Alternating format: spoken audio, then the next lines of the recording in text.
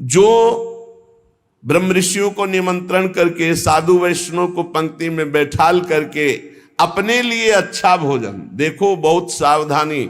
हरिराम व्यास जी ने जब देखा उनकी पत्नी दूध परोस रही थी, उनके उसमें मलाई गिर गई तो नाराज हो गए और कहा ये पति है शरीर इसलिए मलाई गिरा दी, जाओ आज से सेवा से त्याग। हमारे पति ये संत जन है, संत जनों के आगे मलाई क्यों नहीं गिरी? दूध की मलाई हमारे आगे ही क्यों गिरी? क्योंकि हरिराम व्यास रूपी शरीर तुम्हारा पति है, इसलिए मैं तुम्हारा त्याग करता हूं, आज से सेवा में तुम्हारा अधिकार नहीं। यद्यपि उनका ऐसा भाव नहीं, लेकिन कितने इसीलिए सावधान। अब अपने घर वालों के लिए अच्छे अच्छे लिए और संत महात्मा वैष्णव अतिथि के, तो बोले उसे दंड मिलता है, नरक में ला करके उसे विविध प्रकार से सताया जाता है। जब कोई अर्थार्थी शरणागत तुम्हारी शरण में आ जाए और तुम उसके साथ धोखा करो तो यहां भी दंड मिलेगा और वहां भी दंड मिलेगा। एक पूज्य भाई जी से हनुमान प्रसाद पोद्दार जी ने घटना लिखी कि मैं नाम खोल करके नहीं कहूंगा क्योंकि उनके पारिवारिक जनों को दुख होगा। मेरे परिचय के थे भाई जी महाराज के, मेरे परिचय के थे, गांव भी लिखा है, गांव का नाम भी लिखा है कि वो मेरे परिचय के थे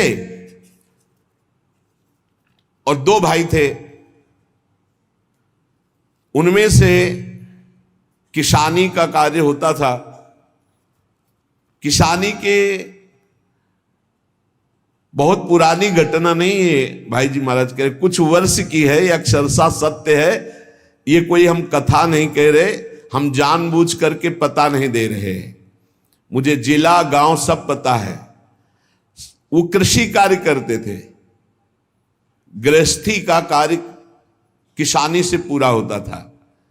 उनके पास एक बैलों की जोड़ी बहुत सुंदर थी और एक बैल, दो भाई थे। एक दिन संध्या काल के समय जो व्यापारी थे बैलों के, उनको पता चला गांव में दो किसानों के पास बहुत सुंदर दो जोड़ी बैल हैं, एक जोड़ी से उनका काम चल सकता है, आप प्रयास करेंगे तो एक जोड़ी बेच देंगे। अर्थ है आपकी शरण में आया है तो आपको अपने प्राणों की बलि चाहे देनी पड़े, उसकी हानि नहीं होनी चाहिए, शरणागत की हानि नहीं होनी चाहिए। अगर हानि हो गई तो नरक की गति मिलेगी और यहां भी दंड मिलेगा तत्काल। ये महत् पाप है, शरणागत का त्याग महत् पाप है। अब वो दो व्यापारी थे, अब वो कई बैल खरीदना बेचना उनका काम था। वहां आए और उस समय 12,000 रुपए की जोड़ी तय की। उनको बहुत अर्थ लगा, 12,000 रुपए मिल रहे, दो से काम चला लेंगे, फिर गौएं हैं बछड़े हो जाएंगे, फिर काम चले। 12,000 रुपए ये देंगे और ये व्यापारी हैं, उनके पास थैला भी था तो और भी रुपए होंगे। संध्या का समय था, व्यापारी ने कहा कल सुबह हम बैल लेकर चले जाएंगे, आज रात हम तुम्हारे यहां सो जाएं। रात्रि हो रही, उनके मन में तुरंत चलने लगा दोनों किसान भाइयों के। उन्होंने कहा हाँ हाँ बहुत आराम से खाइए पिए, आपका घर है। उनका आज रात्रि हम आपकी शरण में हैं, आप हमारे और हमारे धन की रक्षा कीजिए, कल सुबह हम 12,000 आपको देकर आपके बैल लेकर चले जाएंगे। अब एक तो अतिथि, दूसरे शरणागत। रात्रि में अच्छा भोजन पवाया और बारंडे में लिटा दिया। घर के बाहर चौपार होती थी, जिसे बारंडा कहा जाता है, उसे चौपार कहा जाता है। वो 8-9 बजे शयन कर गए। कहीं कहीं बरोठा कहा जाता है, कहीं बारंडा कहा जाता है, कहीं चौपार कही जाती है। अब दोनों ने अपनी पत्नी से विचार किया कि अगर इन दोनों को मार दिया जाए तो बैल भी नहीं जाएंगे, 12,000 तो मिलेंगे भी, और भी व्यापारी है, पैसा इसके पास है, बहुत आनंद रहेगा। ये भाव बिल्कुल नाशकारी, क्योंकि उस शरण में है तुम्हारी, वो अतिथि है, बिल्कुल, ये तो मतलब लोक परलोक तत्काल नष्ट कर देता है, तत्काल। इसे महत् पापों में कहते हैं। और महत् पाप तत्काल प्रभाव दिखाता है, तत्काल। वो ऐसा नहीं कि नरक जाओगे वो बाद की बात, तत्काल तुम्हें दंड देगा। ये महत् पाप तत्काल दंड देता है। उनके हृदय में हत्या करने का पूरा विचार बन गया, पाप भरी योजना। पत्नी उनकी सहयोगी हुई तो पत्नी ने कहा पहले लाश गाड़ने की व्यवस्था तो सोचो, घर में तो गाड़ी नहीं जा सकती। तो उनका हमारा खेत है बगल में गन्ने का, हम दोनों जा रहे हैं और एक ही गड्ढे में दोनों को दबा देंगे, इनके नाप का गड्ढा खोद के अभी आते हैं हम। वो अति शीघ्र गन्ने के खेत में जाके गन्ना काट के और गड्ढा खोदने लगे। दैव योग से एक पड़ोसी को सोच लगी, भगवान का विधान होता जाको राखे साइया मार सके न कोई। वो सोचा बगले में गन्ने का खेत है, यहीं निपट लेते। पहले शौचालय तो हुआ नहीं करते थे, गांव के बाहर खेतों में दूर जाना होता था। अब वो गन्ने के खेत में बगले में जाके, अब ये बोले इतने में दो आ जाएंगे।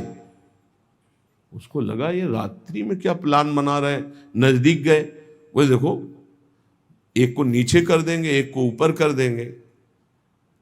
बोले कहीं पाप तो नहीं हो रहा। बोले 20,000 रुपया उसके पास है, तुम पाप की सोच रहे हो। उनको जो सोच गया था उसकी सोच तो हो गई। उसने सोचा कोई घटना हो रही, तो उनका दोनों को मार करके इसी में गाड़ देंगे, 2 गड्ढे खोदने की जरूरत नहीं। अच्छा 2 हैं और देखो कोई जानेगा नहीं, बरोठे में ही तो पड़े हैं और सो गए होंगे।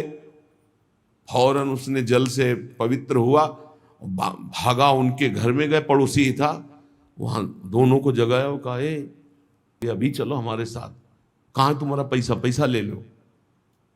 अब वो भगवान की प्रेरणा से बचाने के लिए तो उनको संशय भी नहीं हुआ, फौरन अपने झोला लिए जिसमें रुपया रखे थे और वैसे ही गद्दा बिछा हुआ, वैसे ही रजाई रखी हुई